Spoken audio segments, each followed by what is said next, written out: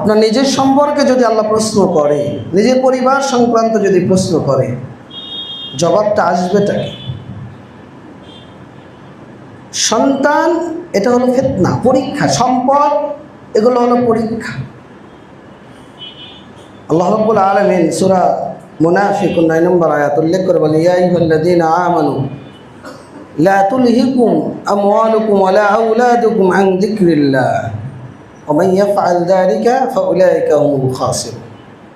ঈমানদারগণ, তোমাদের সন্তান এবং সম্পদ তোমাদেরকে যেন গাফিল না করে আল্লাহর জিকির থেকে। জিকির মানে আমরা বলেছিলাম, অনেক অর্থ করেছিলাম গত আলোচনায়। কোরআন, শরীয়ত, দ্বীন, ইসলাম, তাসবিহ, তাহলিল, এগুলো সব জিকিরের অন্তর্ভুক্ত। যে বইয়ের নাম বলেছিলাম আল কোরআনের অলৌকিক মাহাত্ম্যটার মধ্যে পাবেন। তো আল্লাহ বলছেন জিকির থেকে যেন তোমাদেরকে গাফেল না করে।